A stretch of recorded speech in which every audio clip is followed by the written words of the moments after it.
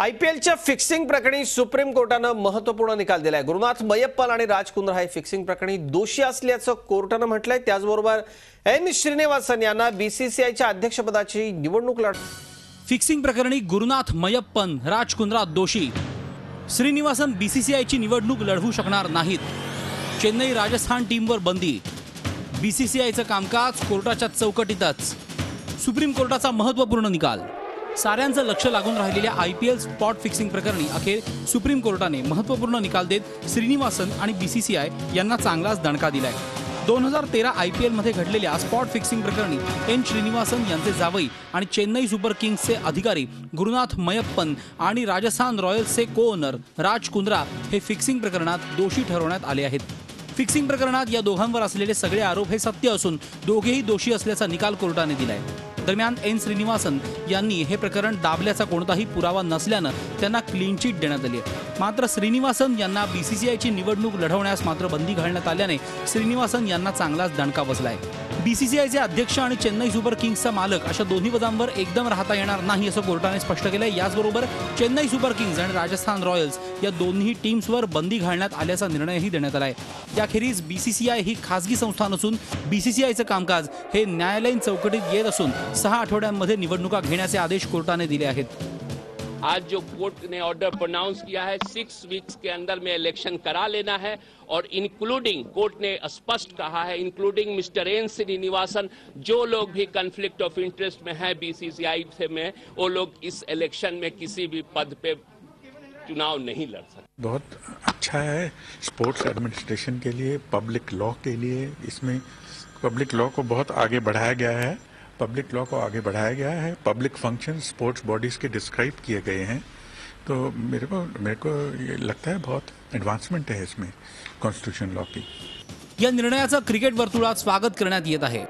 जब से आईपीएल शुरू हुआ बाहर लेकर गए, अरबों रुपए के इन्होंने हेराफेरी की, लेकिन ये देश को चलाने वाले लोग कुछ ना बोले तो बड़ी खुशी है, बहुत खुशी। मेरे ख्याल से प्रत्येक खिलाड़ी, सिर्फ क्रिकेट का ही नहीं, मेरे ख्याल से हर एक जो खिलाड़ी है वो किसी भी खेल का हो, सब प्रसन्न होगा। इनको ऐसे ही डंडे पड़ने चाहिए और पीआईएल भी करूंगा अब इन सबों के ऊपर। मैं बहुत खुशी है, सुप्रीम कोर्ट भगवान बन करके आई हम खिलाड़ियों और खेल के लिए। प्लेयरों को तो इन्होंने बैन कर दिया था जबकि उनका जुर्म अभी साबित नहीं हुआ था, श्रीसंत को और चंडीला और 2-3 लड़कों को जो है।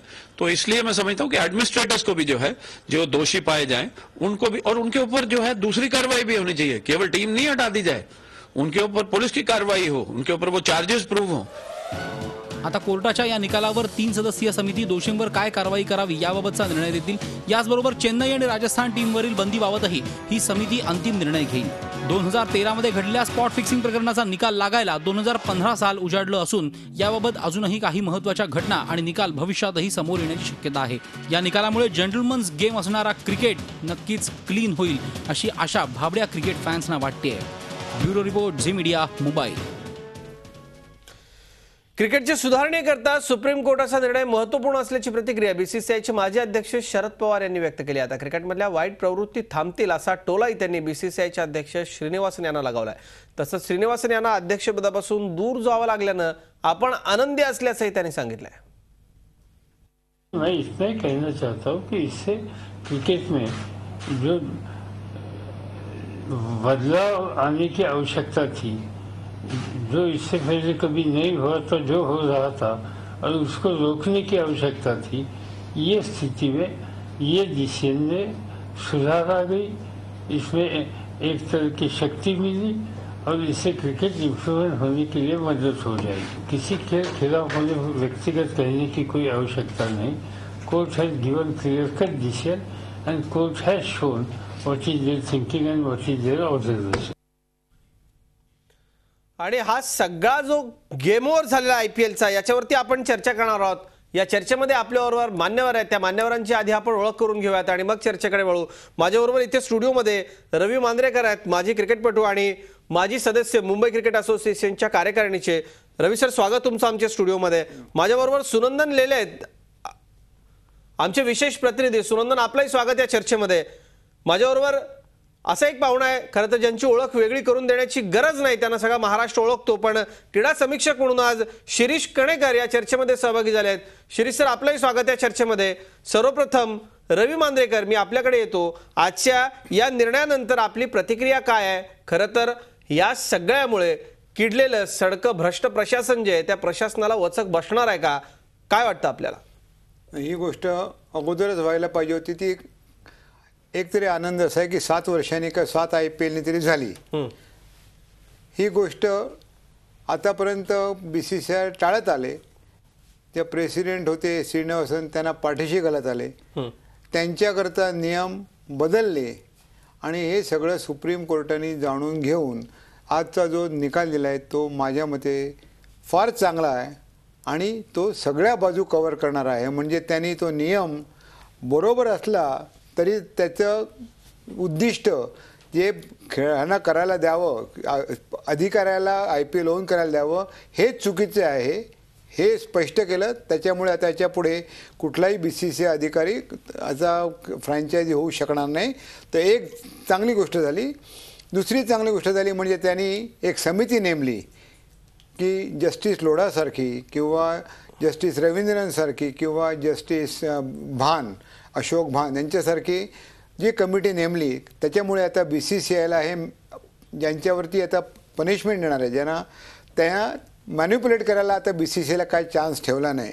नाहीतर BCCIच्या कमिटीने कदाचित मॅन्युप्युलेट करून ह्या 2 टीमची CSK आणि राजस्थान रॉयल ह्यांना जेमतेम नाममात्र दंड करून सोडून दिलं असतं. ते आता काय व्हायचे चिन्ह नाहीत. हे तिन्ही नावाजलेले आणि सच्चे जजेस म्हणून प्रसिद्ध आहेत. ती एक फार चांगली गोष्ट झाली. त्याच्यानंतर आजपर्यंत हा एक लँडमार्क निकाल अशा करता आहे की आजपर्यंत सगळ्या संस्था विशेषतः क्रिकेटमधल्या आणि स्पोर्ट्समधल्या असं सांगत होत्या की आम्ही स्वायत्त आहोत, आम्ही आमचे नियम काहीही करू, तुम्ही कोण आमच्यामध्ये ढवळ करणारे. त्याच्यावरती आज सुप्रीम कोर्टाने सुंदर निकाल दिला आणि स्पष्ट केलं की BCCI holds public functions and therefore it is open to judicial review. म्हणजे BCCI ही फक्त प्रायव्हेट मालमत्ता झालेली नाही, तर ती पब्लिकच्या रिव्ह्यू खाली आणि कोर्टाच्या रिव्ह्यू खाली असली पाहिजे. ते एक चांगला निकाल आहे आणि दे cannot hide as a public body. म्हणजे ते लपून राहू शकत नाही. ते कोर्टाच्या रिव्ह्यूला त्यांना सामोरं जायलाच लागेल. त्याच्यामुळे याच्या पुढचे सगळे निकाल सगळ्या BCCIच्या ज्या गैरव्यवहार समजा होतील तर कोणालाही याच्या पुढे पब्लिक इंटरेस्ट करता कोर्टात जाऊन न्याय मागता येईल, आतापर्यंत जो मागू शकत नव्हते. ही फार महत्वाची गोष्ट आहे. खूप मोठा आणि खूप महत्वाचा हा निर्णय आहे. आतापर्यंत BCCI आम्ही स्वायत्त संस्था आहोत असं म्हणून अनेक गोष्टी करत होती, ज्या गोष्टी खटकत होत्या क्रिकेटप्रेमींना, क्रिकेटपटूंना, आणि या सगळ्यामुळं याला चाप बसणार आहे. आपल्याबरोबर 2 मान्यवर पाहुणे आहेत आणखी, शिरीष कणेकर आणि सुनंदन लेले आमचे विशेष प्रतिनिधी. त्यांच्याकडे जाणार आहोत. एका ब्रेकची वेळ झाली, आपण लगेचच परतूया.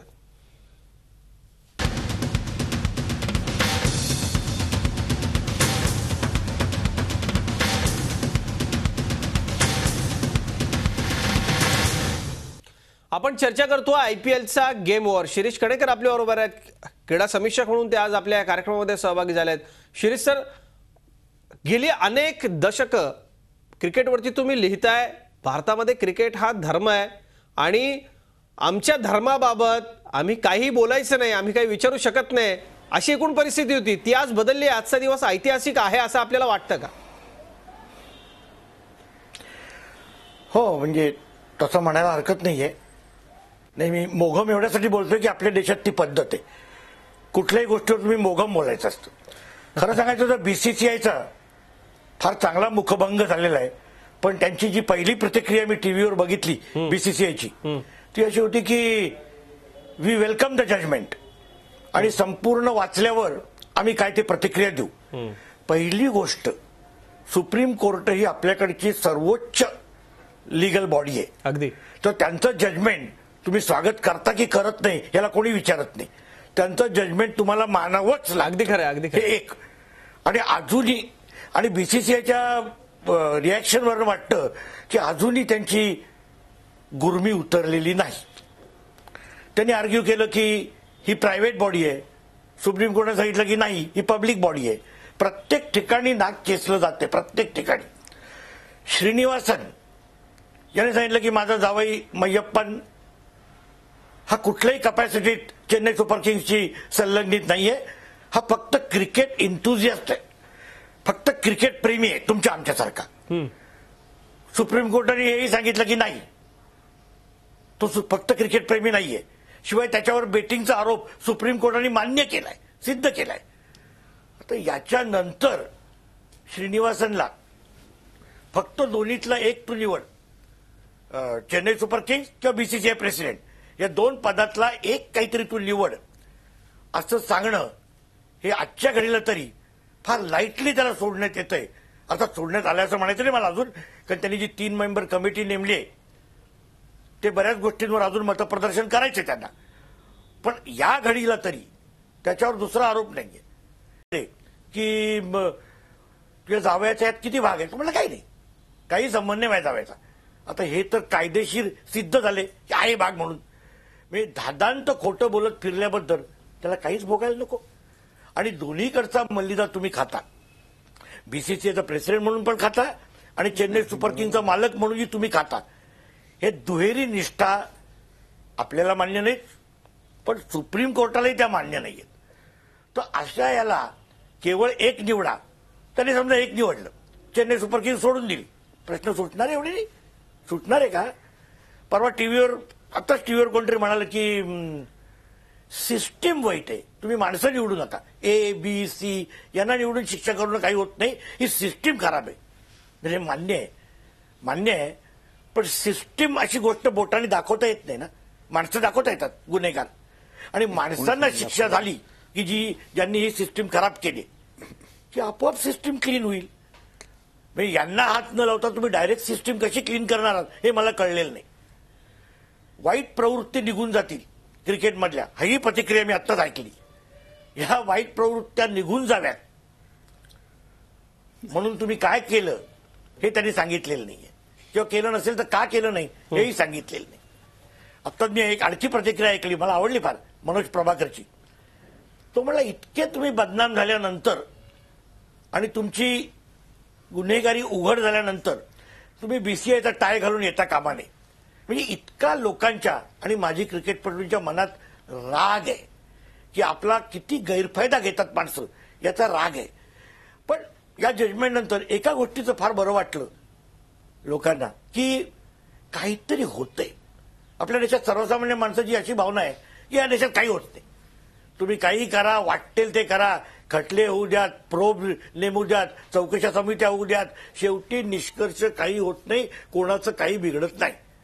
हे अशा काही जजमेंट्समुळे की तसं नाहीये, काहीतरी होताना दिसतंय. आणि खरोखर न्यायदेवतेनं दखल घेतली आहे. शिरीष सर असंच म्हणायला लागा आपल्याला. मला ब्रेक घ्यायचा, ब्रेकला जाण्यापूर्वी अगदी थोडक्यात रवी सर तुम्हाला काहीतरी प्रतिक्रिया व्यक्त करायची होती, अगदी थोडक्यात. शिरीष कणेकर म्हणाले ते बरोबर आहे. इथे मला दिवाकराच्या नाट्यछटेमध्ये पंत गेले आणि राव आले चढले, तसं होऊ नये. श्रीनिवासन गेला, त्याच्या जागी तसाच माणूस येणार. ही IPL सिस्टीमच चुकीची आहे. ही IPL सिस्टीम ही बेटिंग करताच डिझाईन केलेली आहे. असं कधी होता कामा नये की जी टीम हरते ती टीम हरून सुद्धा 14 मॅचेस कशी खेळते. जी टीम हरते ती टीम बाहेर जायला पाहिजे, म्हणून ही लीग कम नॉकआउट केली पाहिजे. म्हणजे जास्तीत जास्त फिक्सिंग हे फार तर 2 मॅचमध्ये टीम करू शकेल.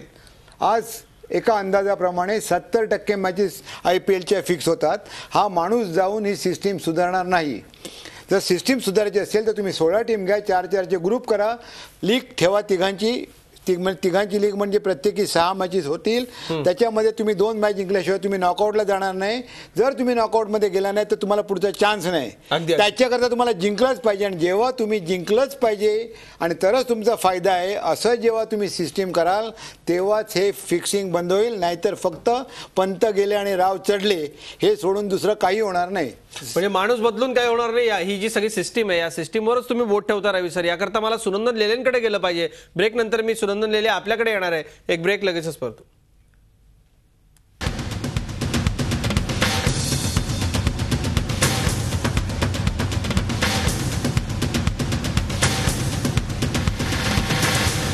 IPLचा गेम ओव्हरमध्ये आपण थेट जाऊयात आमचे विशेष प्रतिनिधी सुनंदन लेले यांच्याकडे. सुनंदन, आता आपण रवी मांजरेकरांना ऐकलं.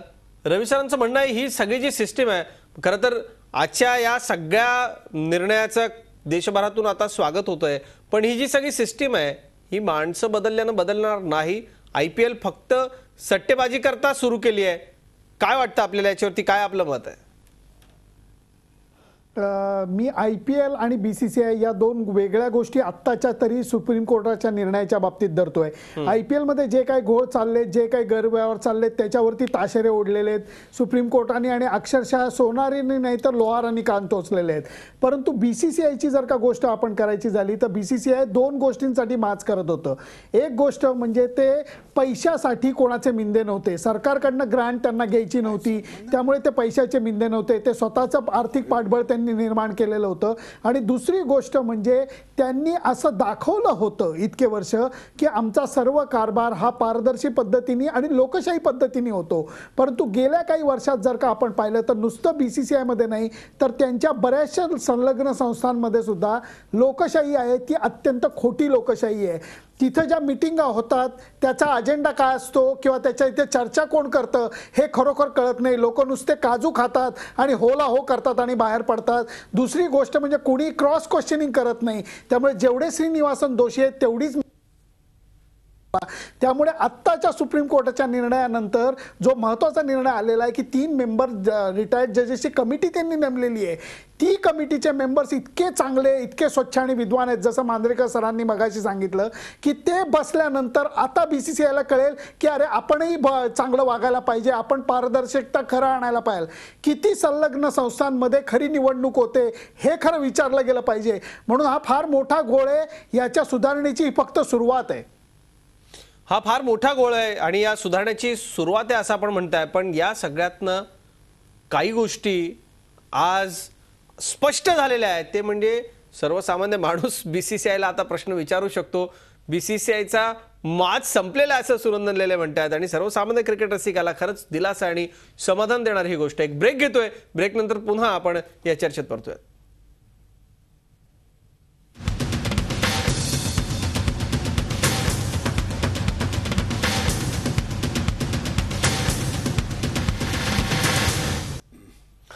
IPLचा गेम ओव्हर आपण चर्चा करतोय. IPL BCCIला आज सुप्रीम कोर्टाने दिलेल्या झटक्याबद्दल रवी मांजरेकर आपल्याबरोबर आहेत. मांजरेकर सर, या सगळ्यामुळं म्हणजे जे चीफ जस्टिस आता BCCIच्या कारभारावरती अंकुश ठेवणार आहेत त्या बाबतीत कोर्ट नेमकं काय म्हणालंय ते आपण या निकालामधले अभ्यासून पाहिलंय का?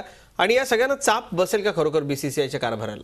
जे आज मी वाचलं, कारण की काहीचे रिपोर्ट सगळे आलेले आहेत की minute to minute supreme court काय बोललं, ह्या मिनिटाला त्या मिनिटाला काय बोललं. त्याच्यामध्ये मी असं वाचलं की जस्टिस लोढा आणि जे त्याच्या बरोबरचे 2 सुप्रीम कोर्टाचे जजेस आहेत ते पनिशमेंट ते ठरवतील. आता पनिशमेंट ते ठरवतील याच्याकरता 2 कारणं आहेत की आतापर्यंत पूर्वी म्हटलं होतं की होता होईल तो कोर्टाने इंटरफेअर करू नये, म्हणून सुप्रीम कोर्टातून ह्यातून छान मार्ग काढला की आपण स्वतः इंटरफेअर केलं नाही. ॲट द सेम टाइम त्यांनी BCCIला काही मॅनिप्युलेशन करायला वाव ठेवला नाही. त्याच्याकरता त्यांनी सुंदर काढले की 3 चांगले जजेस निवडले आणि तुम्ही ठरवा काय केलं पाहिजे आणि त्यांना काय शिक्षा द्यायची. या शिक्षेमुळे जर कोणी त्याचा धसका घेतला तर त्याचं मग क्रिकेटचं भलंच होईल. परंतु एकदा हे शिक्षा झाली वगैरे की मला खात्री नाही की ते परत त्या धसकावर त्यांना बसेल आणि याच्यामधनं काही विशेष निष्पन्न नंतर पुढे कोण धडा शिकेल असं मला काय वाटत नाही. कारण आतापर्यंत एवढ्या गोष्टी झाल्या, नुसतं क्रिकेटमध्येच नव्हे सगळ्या क्षेत्रामध्ये. शिक्षा झाली म्हणून काही करप्शन थांबलं नाही, कोणाला शिक्षा झाली म्हणून वाईट प्रवृत्तीत गेल्या नाहीत, हे चालूच राहणार. पण खरं म्हणजे जर थांबवायचं असेल तर क्रिकेटपटूंनी जागरूक राहायला पाहिजे, आपला आवाज उठवायला पाहिजे. पण खेदाची गोष्ट अशी आहे की क्रिकेटपटू बहुतेक सर्व एखाद दुसरा 4, 5, 10 लोकांचा अपवाद सोडता हे BCCI कडनं आपल्याला जी मिळते पेन्शन वगैरे मिळतं त्यांच्याकडे बघत असतात आणि BCCIच्या विरुद्ध तो. हा सर खूप महत्वाचा मुद्दा तुम्ही मांडलाय की आपले क्रिकेटपटू, खरं तर क्रिकेट किंवा कुठलाही खेळ असो, आमच्याच माजी खेळाडूंनी जर त्याचं प्रशासन हाताळलं तर किती बरं छान होईल. शिरीष कणेकर, मी आपल्याकडे येतो. गेल्या अनेक टीम्स मधले जे क्रिकेटपटू आहेत त्यांच्याशी तुमचे वैयक्तिक संबंध आहेत, तुमचे त्याच्यामध्ये अनेक मित्र आहेत. हे सगळे भ्रष्ट लोक ज्यांच्याकडे पैसे आहे ते प्रसिद्धी करता आपले क्रिकेट बोर्ड असेल किंवा इतर सगळ्या संस्था असतील, तुम्ही बघा सगळ्या संस्थांवरती राजकारणी, मोठमोठे सेलिब्रिटीज असतील किंवा कोणतरी मोठमोठे हे सगळे बिझनेस टायकून्स आहेत, यांनी कब्जा केलाय. आमच्या माजी खेळाडूंना हे का जमत नाही किंवा जमू दिलं जात नाही का? तुमचा अनुभव काय सांगतो? तुम्ही अनेक लोकांना जवळून बघितलंय.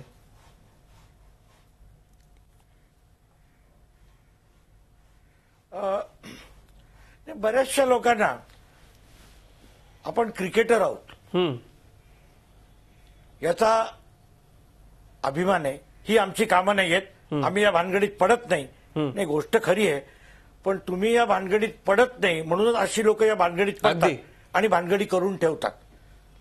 हा, तरुणांनी, शिकलेल्या तरुणांनी राजकारणात यावं असं नेहमी म्हटलं जातं की नाही, ते काय येत नाही? हेच कारण की नाही, आम्ही प्रोफेशनल आहोत, आम्ही आमच्या क्षेत्रात आहे, आम्ही सच्छील आहोत, सचोटीने व्यवहार करतो, एवढं पुरेसं आहे. हे राजकारणाच्या दलदलीत आम्ही येऊ इच्छित नाही. हो, पण त्यामुळेच अशी माणसं येतात ना, त्यांनी तिथं अजिबात यायला नको. हेच क्रिकेटच्या बाबतीत होते. आणि आता हे म्हणले मांजरेकर साहेब तसं बरोबर आहे. काही क्रिकेटपटूंना वेगवेगळ्या निमित्ताने बीसीसीआयकडनं बराच मलिदा मिळत असतो. अगदी. तर पायावर कोण कुऱ्हाड मारून घेईल ना, दुसरं कोणी करत नाही. मी काय, मला काय पडली एकट्याला? हे समाजात सगळ्या क्षेत्राची भावना आहे ना, हीच भावना की अ का करत नाही, ब का करत नाही, क का करत नाही, ड का करत नाही. ते एवढे मोठे मोठे क्रिकेटर आहेत, ते करत नाहीत, मग मी काय करू? चालू द्या ना, काय व्हायचं तरी माझ्यावर पडली का जबाबदारी? ही वृत्ती जी आहे ही आपली टिपिकल भारतीय वृत्ती आहे. त्यामुळे आपलं हे प्रचंड नुकसान होतं. अगदी खरं आहे. अगदी खरं आहे, अगदी खरं. ही वृत्ती बदलायला हवी. मी सुनंदन लेले आपल्याकडे येतो. मागच्या बातमीपत्रामध्ये आपण चर्चा करत होतो तेव्हा तुम्ही सांगितलं की ही मोजकीच लोक आहेत अशी की ज्यांच्या ताब्यामध्ये हे सगळं आहे, ते लोक ठरवतात, तसं होतं सगळं आणि बाकी सगळे होला होतात. आता या पुरतं समजा हे माजी न्यायमूर्ती इथे आले, त्यांनी लक्षही ठेवलं, वत्सकही ठेवला, पण पुढचं काय? आणि दुसरी महत्वाची एक गोष्ट की आयपीएल मधून आता या 2 टीम गेल्यामुळे हा सगळा आयपीएलचा जो एवढा डोलारा उभा केलाय, याची हजारो कोटीचा सगळा हा पसार आहे, हे सगळं आता कोसळेल का? आणि या सगळ्याला आता नेमकं बीसीसीआयला काय करायला लागेल पुढे? मला वाटतं आयपीएलचा डोलारा कोसळेल असं मला अजिबात वाटत नाही. कारण या सगळ्याचीच आता 10-10 वर्षाची कमिटमेंट होती, त्याच्यातली 6-7 वर्ष पूर्ण झालेली आहेत. त्यामुळे हा कारभार जो आहे शो मस्ट गो ऑनच्या नावाखाली चालू राहील. आणि मला वाटतं याच्यातनं मांजरेकर साहेब जसं बोलले की आयपीएल मधनं क्रिकेटचं फार भलं होतं का, असं अजिबात नाहीये. परंतु तो शो आहे आणि तो मस्ट गो ऑन या पद्धतीने चालू ठेवलं जाईल. बीसीसीआय मध्ये बदल होऊ शकतात, अगदी क्षणार्धात सुद्धा येऊ शकतात, पण त्याच्याकरता जो मनुष्य चूक करतो, साधी गोष्ट असते. आपण जर का पाहिलं 4x100 ची शर्यत असते. म्हणजे काय, तुम्ही 100 मीटर पळायचं, नंतर बॅटन पास करायचा, पुढचा 100 मीटर पळेल त्यांनी पुढच्याला बॅटन पास करायचा. ही पद्धत बीसीसीआय मध्ये चालू होती. रोटेशननी एकेका झोनला अध्यक्षपद भूषवायचा मान दिला जायचा. परंतु मधल्या काळामध्ये बंद झालं आणि त्याच्यानंतर बॅटन पास करणं बंद झालं, कारण या सगळ्या लोकांची हाव वाढलेली आहे. बीसीसीआय अध्यक्षपद सोडायला श्रीनिवासन तयार नाहीत. त्यांची टर्म पूर्ण झाल्यावर सुद्धा याच्यातनं बरंच काही कळतं. त्यांना सपोर्ट कोण करतं तर इझोन सपोर्ट करतो. ज्या दालमियांनी गेले कित्येक वर्ष क्रिकेट असोसिएशन ऑफ बेंगालची खुर्ची पकडून ठेवलेली आहे, सगळीकडे हे लोक खुर्ची सोडून द्यायला तयार नाहीत. अपवाद फक्त एकाचाच आहे आणि तो म्हणजे शशांक मनोहरांचा. अगदी मांजरेकर सर, अगदी थोडक्यात आपण काय म्हणत होतो? नाही, मी म्हटलं की आता आयपीएल याचा विचार वेगळ्या पद्धतीने होईल, कारण 2 टीम जर गेल्या तर 2 नवीन टीम घ्यायलाच लागतील. आता घेण्याकरता फार कमी वेळ आहे, कारण आयपीएल सर्वसाधारणपणे एप्रिलच्या 15ला सुरू होतं. आता 2 टीम गेल्या म्हणजे एका टीमला फक्त 5 मॅच खेळायला मिळणार, कारण 6 टीम उरल्या. 5 मॅच आणि रिव्हर्स झाले की 10 मॅचेस. पहिल्यांदा मिळत होतं 14 मॅचेस. म्हणजे या टीम्सचं 4-4 मॅचेसचं उत्पन्न जाणार. 4 मॅचेसचं उत्पन्न जाणार गेट मनीचं. 4 मॅचेस कमी झाल्यामुळे त्यांचे फ्रँचायझी म्हणणार आमचं 4 मॅचेसला ॲडव्हर्टाइजमेंट कमी झाली. टी व्हीवाले म्हणणार आमचे प्रत्येकी 4 मॅचेस आता कमी झाल्या तर आमचे 56 मॅचेसच्या 30 मॅचेस होतात, म्हणजे आमच्या टी व्ही राईट्स आम्ही पैसे कसे कमवणार, म्हणून टी व्ही पैसे कमी करून मागणार.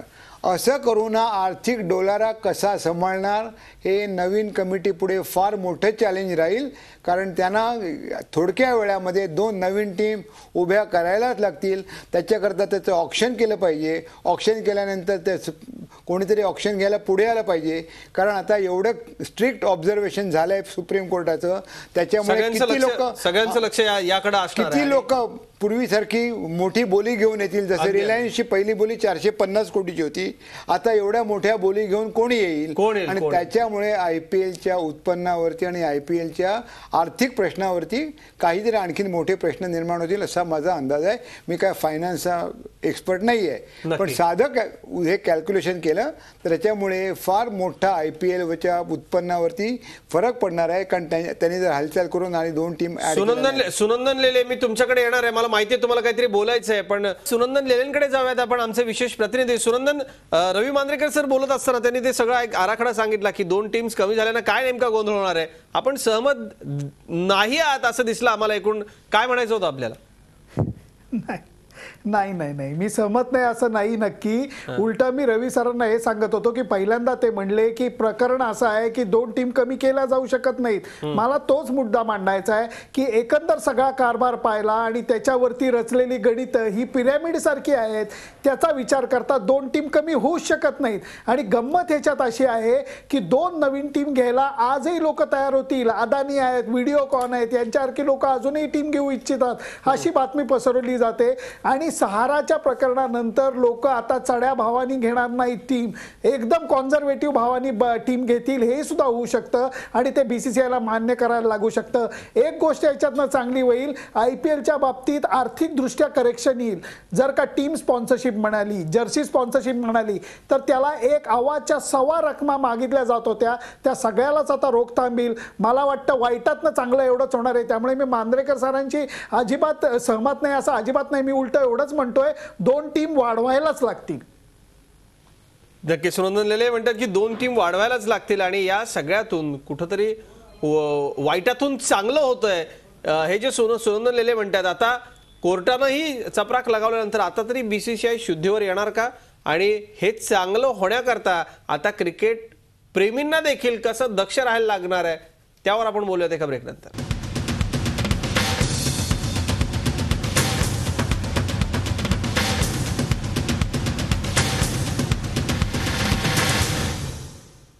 IPLचा गेम ओव्हरमध्ये या सगळ्या मुद्देसूद झालेल्या चर्चेत मी शेवटाकडे आलोय. रवी मांजरेकर सर, जाता जाता वेळ अगदी माझ्याकडे थोडा आहे. या सगळ्यामुळे कुठेतरी सर्वसामान्य माणूस आता BCCIला जाब विचारू शकणार आहे का? ते शक्य आहे का आता तरी? मला वाटतं सर्वसामान्य माणूस थेरॉटिकली जाब विचारू शकेल, पण जाब विचारणं म्हणजे काय? मी जाब विचारलं ते उत्तरं देणार नाहीत. मग त्याच्या पुढे मी काय करायचं? तर कोर्टात जायचं. आज कोर्टात जायचं म्हणजे मी माझ्या पैशाने कोर्टात जायचं, त्याच्याविरुद्ध BCCI लढणार तुमच्या पैशाने. आज न्याय एवढा महाग झाला आहे की त्याच्याकरता वकील मुंबईमध्ये साध्या कोर्टामध्ये 1-1 लाख घेतात, वरच्या कोर्टामध्ये 2-2 लाख ॲपियरन्स मनी घेतात. ते सामान्य माणसाला कसं परवडणार? त्याच्यानंतर सामान्य माणसाला कायद्याचं ज्ञान कमी असतं. तर PIL करता सुद्धा तसे काही वकील उभे राहतात, परंतु शेवटी जेव्हा सुप्रीम कोर्टामध्ये जायला लागतं तेव्हा तुम्ही बाहेर गावचे असला तर बाकीचा खर्च पण वाढतो आणि सुप्रीम कोर्टाचे न्यायाधीश फारच पैसे घेतात. आणि हा न्याय तर चालू राहिलं जर प्रकरण जास्ती करता तर हा न्याय फार महाग म्हणजे तुम्हाला मिळेल. आता म्हणून सामान्य माणूस जरी कोर्टात जाऊ शकला नाही तरी ते विरोधक असतात, BCCI मधले अंतर्गत विरोधक असतात, त्यांच्याकडे पण भरपूर पैसा आहे. कुठेतरी दरवाजे उघडले असं म्हणतात. ती लोक कोर्टात जाऊन, आता उदाहरणार्थ ललित मोदींनी स्वतःच सांगितलं की क्रिकेट असोसिएशन ऑफ बिहारकडे पैसे नाहीत, मी पैसे दिले. ललित मोदी यांचा विरोधक होता म्हणून ललित मोदीच्या पैशावर. आपली वेळ संपत आली आहे, पण एकूण तुमचा मुद्दा कळाला. मी शिरीष कणेकर आपल्याकडे येतो. शिरीष कणेकर, आजही शिरीष कणेकर तसंच क्रिकेट नाही म्हणणार मी, पण IPL तुम्ही अगदी छान एन्जॉय करू शकाल हे सगळं कळाल्यानंतर किंवा हे सगळं बाहेर आल्यानंतर? नाही, हा प्रॉब्लेम मागेच झालाय. IPL काय कसोटी आणि एक दिवसीय क्रिकेटमध्ये देखील हाच प्रॉब्लेम आता झालेला आहे की आमच्यासारखे सामान्य क्रिकेट प्रेमी जे आहेत, जे जीव लावतात क्रिकेटवर, त्यांच्या सगळ्या आनंदात या क्षुद्र पैशासाठी वागणाऱ्या माणसांनी आनंदाचा खडा टाकलाय हो.